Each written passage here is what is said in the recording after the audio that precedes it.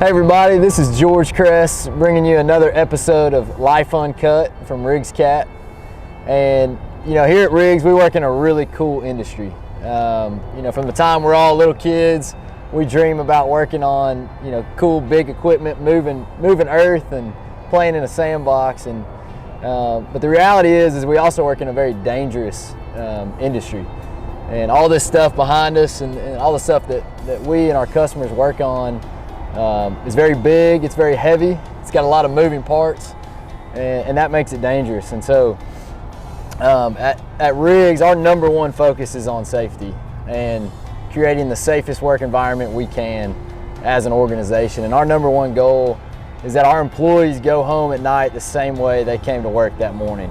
And so we want to do everything we can in our power to protect our employees from injury and their families, and also protect our customers and their employees. And so it's an honor to be here today with our Director of Safety, Mr. Michael Mars.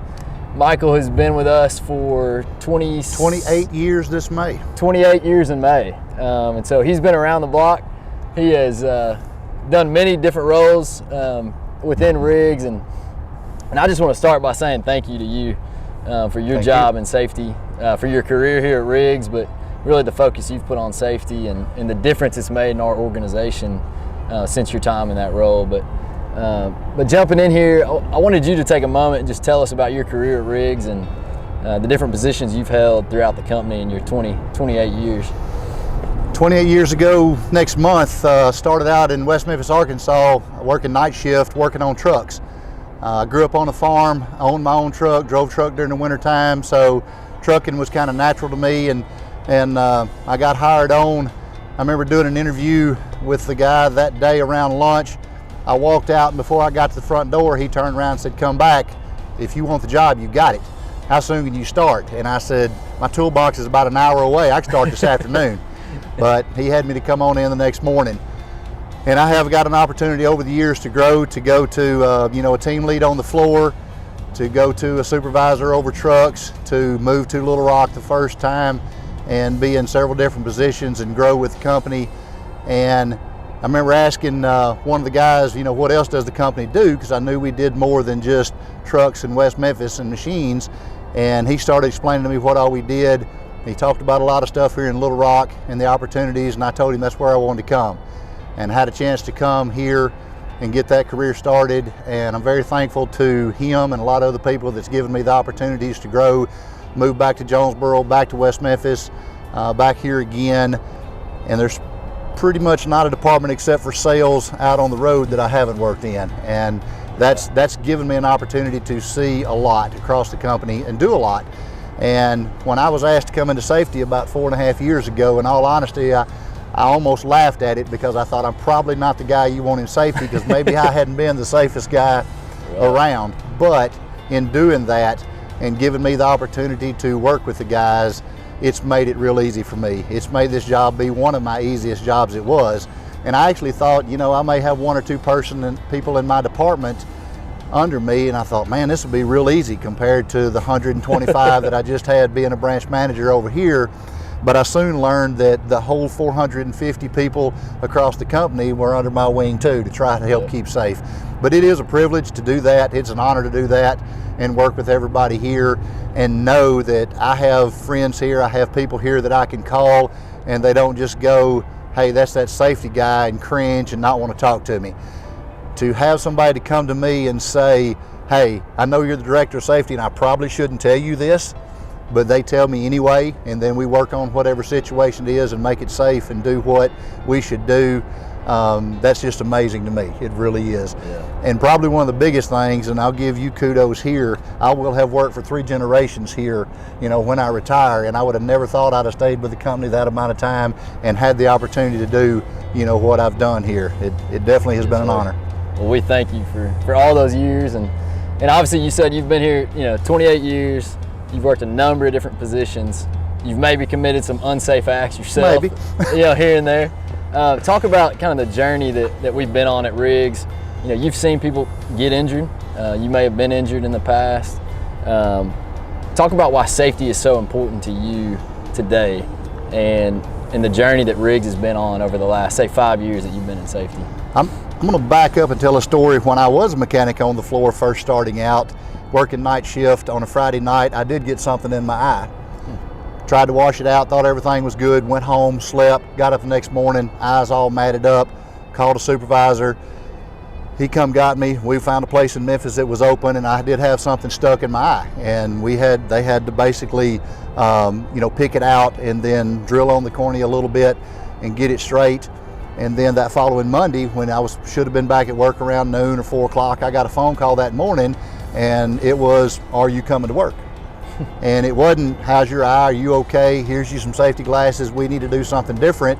Are you coming to work?" Yeah, right. Yes, fast forward till today, and when I first got in the safety department, I knew that we were sitting down and looking at every injury we had. And then since then, we're doing even more. We're doing the reviews. We're sitting down with everybody, making sure they feel comfortable and understand the accident, the injury all the way through, but make sure we do what we need to do to not do it again. Yeah. And we weren't there years ago.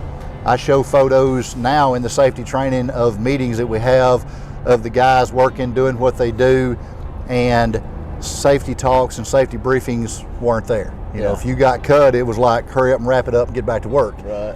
We have come a long way, and most proud probably of where we're at, sitting at 0 injuries, 0 TIR, chasing 0, putting that out there in front of everybody as a goal, and that's where we're going to be. We're going to get there. And also seeing the record where we was almost 200 injuries in a year, going to 5 recordables last year. That's phenomenal. Yeah, so let's talk about, 5 recordables last year was the lowest year we've ever had as an organization. What would you say, to me, in order for us to only get to 5 recordables, we've got to have buy-in from everybody.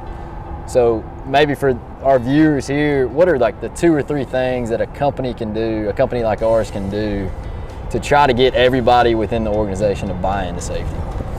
I think the communication that we have across the whole state, the passion, the commitment, the dedication to everybody from the top down, from you and me as leaders to the mechanic on the floor, that if he sees something, he feels comfortable saying something to somebody regardless.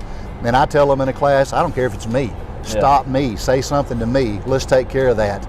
And kudos to a very good friend of mine that said something to me a few days ago that I kind of took to heart. A lot of the stuff we do, we're pulled in a lot of different ways, and I made a statement of, I was trying to get some stuff done, and he reminded me that you're not trying, you either do or you don't. That's true. Took that to heart a lot after that, and I made that statement in a safety meeting this morning. But ironically, with stuff that happens, we're teaching on falls this month and fall arrest and fall systems, and I had a very good friend of mine that his mom, which, knock on wood, she was 101 years old, she lived a good life, but she fell and had a brain bleed, and she passed away within 2 days. That's how easy stuff can happen. And I think the understanding, the knowledge, and when I say commitment, I can say in class and to y'all sitting here, I love y'all guys to death. I would do anything for you. You could call me up in the middle of the night, and I've had those phone calls at 2 in the morning, 4 in the morning, and I'm like, where do I need to be? Where do I need to come? Arthur sent me an email at 5:34 a.m. one morning, and I'm like, my heart sunk, And if somebody else calls me, it's the same way, and I don't care if it's a mechanic, a manager, a supervisor. I feel like we're all at that level or that point now to where it don't matter who it is. Right. Do what it takes to be safe, get there. We're going to stop. Yes, we want to get everything done as fast as we can and get it back, get that machine back to that customer, but we're going to do it safe. And when I hear managers and supervisors and employees saying that, and I know they truly mean it, that takes it to heart, and you feel like you're accomplishing something. But it's not me. I'm not going to sit here and pat myself on the back. It's all these guys out here and everybody else that does it. I just help give them the information and the support to do that. Yes, sir. Well, we think you're doing a great job of that, and that's for sure. From a safety standpoint, with our customers, it's very important that as an organization we show up and we're safe when we're working on their job sites. And we feel like when we're safe, working around our customers, that builds a lot of loyalty with them. And so can you talk about our commitment to the customers and making sure when we show up there that we're following the policies and procedures and what you and your team have to do to ensure our people are trained and ready to be on a customer job site? It's basically whatever the customer wants from us as a commitment to being safe.